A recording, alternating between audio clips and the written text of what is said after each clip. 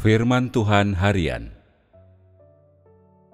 Berbicara tentang kejahatan iblis tadi, membuat semua orang merasa seolah-olah manusia menjalani kehidupan yang sangat tidak bahagia, dan hidup manusia dilanda kemalangan. Tetapi bagaimana perasaanmu sekarang setelah aku berbicara tentang kekudusan Tuhan dan pekerjaan yang dilakukannya terhadap manusia? Sangat bahagia. Kita dapat melihat sekarang bahwa semua yang Tuhan lakukan, semua yang diaturnya bagi manusia dengan susah payah itu sempurna. Segala sesuatu yang dilakukan Tuhan itu tanpa kesalahan, yang berarti hal itu tidak bercacat, tidak membutuhkan seorang pun untuk memperbaikinya, memberi nasihat, atau membuat perubahan apapun. Semua yang Tuhan lakukan untuk setiap orang tidak diragukan lagi. Dia memimpin semua orang dengan tangannya, menjagamu setiap saat, dan tidak pernah meninggalkan sisimu. Ketika manusia bertumbuh dalam lingkungan seperti ini, dan bertumbuh dengan latar belakang seperti ini, dapatkah kita mengatakan bahwa manusia sebenarnya bertumbuh di telapak tangan Tuhan? Iya. Jadi sekarang, apakah engkau semua masih merasa kehilangan? Tidak. Apakah ada yang masih merasa putus asa? Tidak. Jadi, apakah ada yang merasa bahwa Tuhan telah melupakan manusia? Tidak. Jadi, apa yang telah dilakukan Tuhan saat itu? Dia memelihara umat manusia. Pikiran dan kepedulian yang besar di balik segala hal yang dilakukan Tuhan tidak diragukan lagi. Terlebih lagi, sementara Tuhan melakukan pekerjaan ini, Dia tidak pernah mengajukan persyaratan atau tuntutan apapun kepada setiap orang dari antara engkau untuk mengetahui besarnya pengorbanan yang dilakukannya bagimu.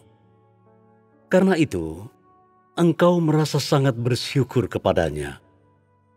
Apakah Tuhan pernah melakukan hal seperti ini sebelumnya? Tidak. Selama kehidupanmu yang panjang, pada dasarnya, setiap orang telah menghadapi banyak situasi yang berbahaya dan mengalami banyak godaan. Ini karena iblis ada tepat di sampingmu. Matanya terus-menerus tertuju padamu. Ia merasa senang ketika bencana menyerangmu, ketika malapetaka menimpamu, ketika tidak sesuatu pun berjalan dengan baik bagimu. Dan ia merasa senang ketika engkau tertangkap dalam jaring iblis.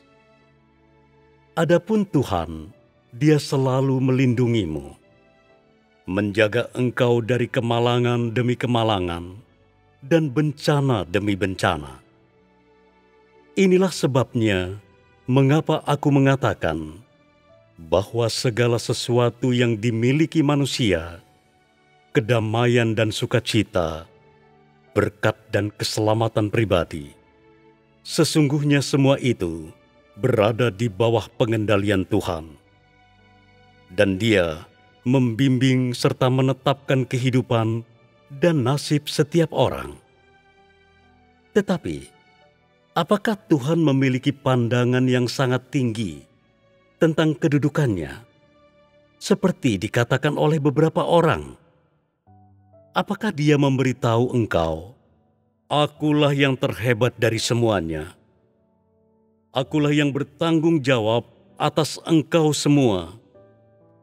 Engkau semua harus memohon belas kasihan kepadaku, dan ketidaktaatan akan dihukum dengan kematian." Apakah Tuhan pernah mengancam manusia dengan cara ini? Tidak.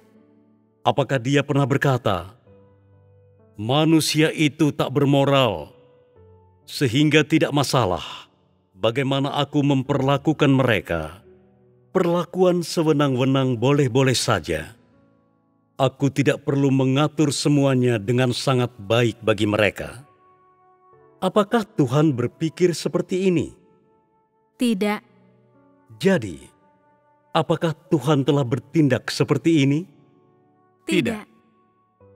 Sebaliknya, perlakuan Tuhan terhadap masing-masing pribadi itu tulus dan penuh tanggung jawab. Bahkan lebih bertanggung jawab daripada tindakanmu terhadap dirimu sendiri. Tidakkah demikian? Tuhan tidak berbicara tanpa tujuan. Dia juga tidak berdiri di tempat yang tinggi dan berlagak ataupun menipu manusia. Sebaliknya, dia secara jujur dan diam-diam melakukan hal-hal yang perlu dilakukannya sendiri.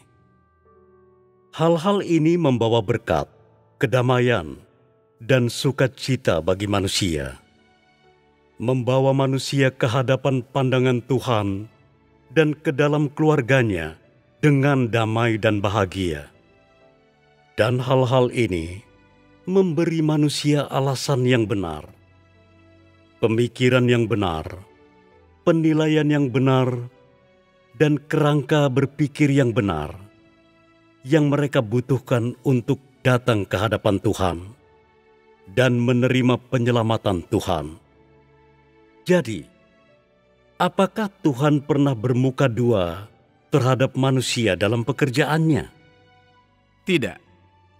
Apakah dia pernah menunjukkan kebaikan yang palsu, menenangkan manusia dengan berbasa-basi, lalu berpaling dari manusia? Tidak. Apakah Tuhan pernah mengatakan satu hal dan kemudian melakukan hal yang lain? Tidak. Apakah Tuhan pernah membuat janji-janji kosong dan membual, memberitahu engkau bahwa Dia dapat melakukan hal ini bagimu, atau membantu melakukannya bagimu, dan kemudian menghilang? Tidak. Tidak ada tipu muslihat pada diri Tuhan. Tidak ada kepalsuan. Tuhan itu setia dan segala yang dilakukannya nyata. Dialah satu-satunya yang dapat diandalkan oleh manusia, dan satu-satunya kepada siapa manusia dapat mempercayakan hidup mereka dan segala milik mereka, karena tidak ada tipu muslihat dalam Tuhan. Bisakah kita mengatakan bahwa Tuhanlah yang paling tulus? Ya. Tentu saja kita bisa, kan? Meskipun berbicara tentang kata ini, jika diterapkan untuk Tuhan, perkataan itu tidak efektif, bersifat terlalu manusiawi. Tidak ada yang bisa kita lakukan tentang hal ini, karena inilah batasan bahasa manusia. Agak kurang pantas di sini menggunakan kata tulus untuk menyebut Tuhan. Tetapi kita akan menggunakan kata ini untuk sementara waktu. Tuhan itu setia dan tulus. Jadi apa maksud kita dengan membicarakan aspek-aspek ini? Apakah yang kita maksudkan adalah perbedaan antara Tuhan dan manusia, serta perbedaan antara Tuhan dan iblis? Bisa dikatakan demikian. Ini karena manusia tidak dapat melihat sedikit pun jejak watak iblis yang jahat di dalam Tuhan. Apakah aku benar mengenai hal ini? Bisakah aku mendapatkan amin untuk ini? Amin. Kita tidak melihat sedikit pun kejahatan iblis ada di dalam Tuhan. Segala yang dilakukan dan dinyatakan Tuhan sepenuhnya menguntungkan dan bermanfaat bagi manusia. Sepenuhnya dilakukan untuk memenuhi kebutuhan manusia, penuh dengan semangat, dan memberi manusia jalan untuk diikuti dan arah yang harus diambil. Tuhan tidak memiliki watak tak bermoral.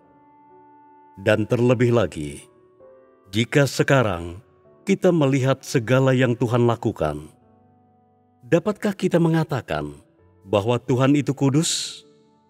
Ya.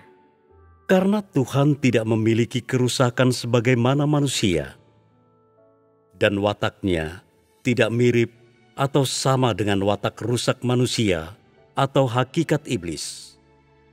Dari sudut pandang ini, kita dapat mengatakan bahwa Tuhan itu kudus. Tuhan sama sekali tidak memperlihatkan watak yang tak bermoral dan penyingkapan hakikatnya sendiri dalam pekerjaannya merupakan satu-satunya peneguhan yang kita butuhkan bahwa Tuhan sendiri adalah kudus. Apakah engkau semua memahami hal ini? Sekarang, untuk mengenal hakikat Tuhan yang kudus, untuk saat ini, marilah kita melihat dua aspek berikut. 1. Tidak ada watak tak bermoral di dalam Tuhan. 2. Hakikat dari pekerjaan Tuhan pada manusia membuat manusia dapat melihat hakikat Tuhan sendiri, dan hakikat ini sepenuhnya positif.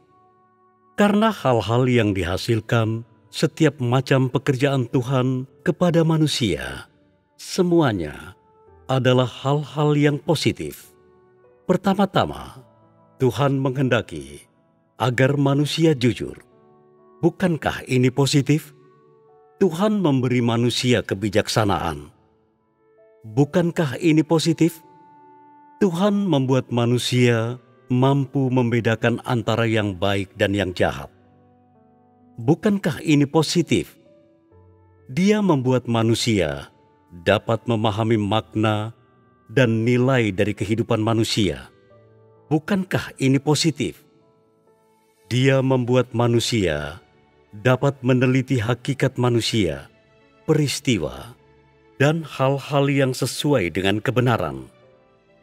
Bukankah ini positif? Ya, benar.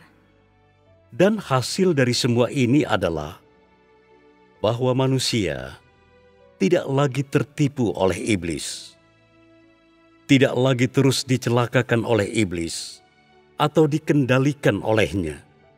Dengan kata lain, hal-hal yang positif ini membuat manusia dapat membebaskan diri mereka sepenuhnya dari perusakan iblis. Dan karena itu, secara bertahap, berjalan dalam takut akan Tuhan dan menghindari kejahatan.